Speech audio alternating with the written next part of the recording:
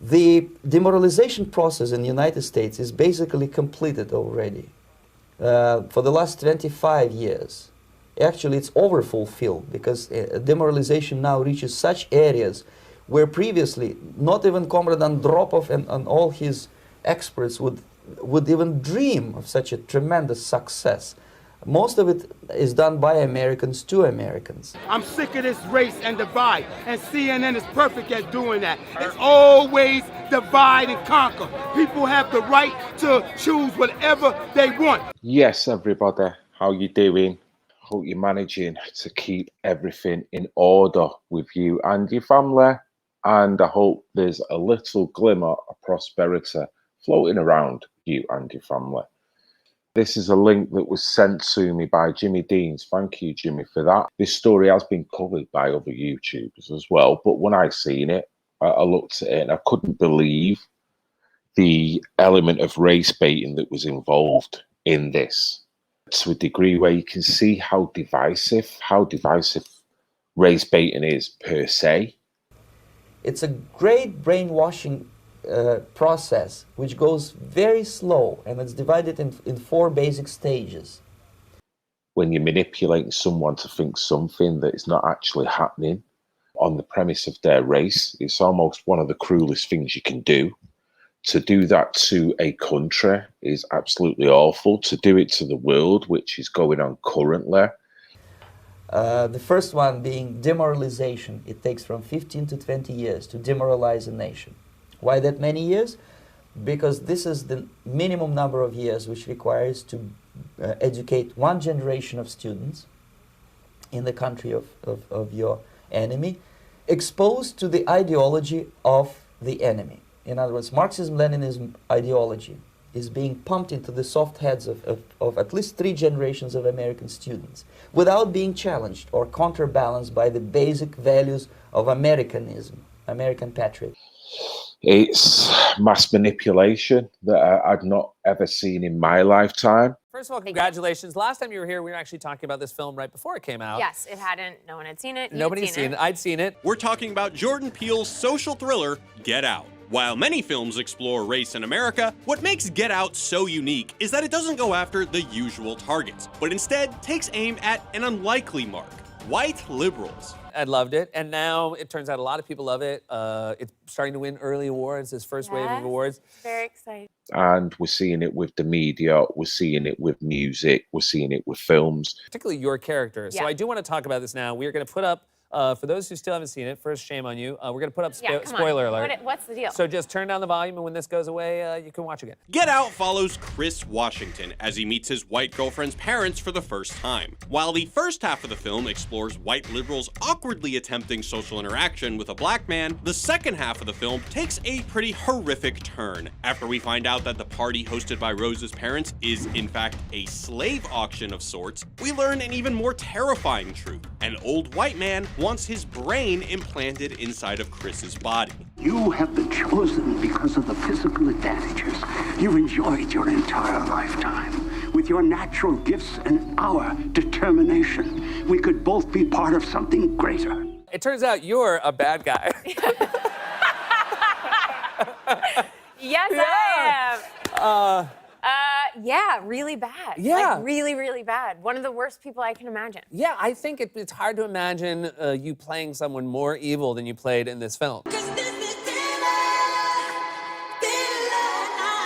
We came, we saw. And no one's gonna save you from the beast about to strike. He died. Did it have anything to do with your visit? No. Oh, I'm sure it did. I don't know if I'll ever be able to do it because she literally is a white supremacist who eats cereal with the milk and the cereal separate. And I think that might be our world's worst person. Yeah, that is. Yeah. You're combining the 2 worst things that are currently happening. By the way, kind of a bummer I can no longer eat Fruit Loops in public. Thanks to lack of moral standards. As I mentioned before, exposure to true information does not matter anymore. A person who was demoralized is unable to assess true information. The facts tell nothing to him. Even if I shower him with information, with authentic proof, with documents, with pictures, Even if I take him by force to the Soviet Union and show him concentration camp, he will refuse to believe it until he is going to receive a kick in his fat bottom. When a military boot crashes his balls, then he will understand, but not before that. That's the tragic of the situation of demoralization. Race baiting comes in all shapes and forms, really does. I've seen it in many films, and I've also seen it and heard it on the streets. Police are looking for 2 potential persons of interest in a possible hate crime against actor Jussie Smollett. What happened that night, Jussie? I kept walking and then I heard Empire. So I turned around and I said, "The did you just say to me?" And I see the attacker. I mean, who says Empire, this MAGA country, ties a noose around your neck? What do you feel people need to hear the most from this story? I think that what people need to hear is just the truth. You snotty little bastard. You can't handle the truth. Tonight, a stunning turn in the Jussie Smollett investigation. Authorities believe Jussie Smollett paid 2 men to orchestrate the January 29th assault. The men who worked with Smollett on Empire are now reportedly cooperating with authorities. Word of the alleged incident spread like wildfire. Smollett said he was attacked by 2 men who shouted racial and homophobic slurs as they wrapped a rope around his neck. But tonight, after new developments, Chicago police want answers from Smollett. And I've also heard it in music many a time. One of our reporters, and I don't want to quote the wrong reporter here, was just out at the Trump campaign. I think we have the sound, and my team will have to tell me, where they spoke with some Trump supporters. Let's play what they said. We all Americans. I think we need to stop with all the racist stuff and the race baiting. Like me and my friend right here, we just met today. We was talking. You know, we got to stop with the racist stuff and this, that. We all Americans, man. And nobody paying David Duke no mind. Clearly, let me just be clear here. Obviously, the majority of Donald Trump supporters are not African American. I don't know how many African Americans were in that. You snotty. That building, but that is one person that we have chosen to cut that sound. You little bastard. From David. With this, there's only one question you can extrapolate from this, or for me, the most important. Are CNN intimating that by nature, the white doctors are eugenicists? The next stage is destabilization.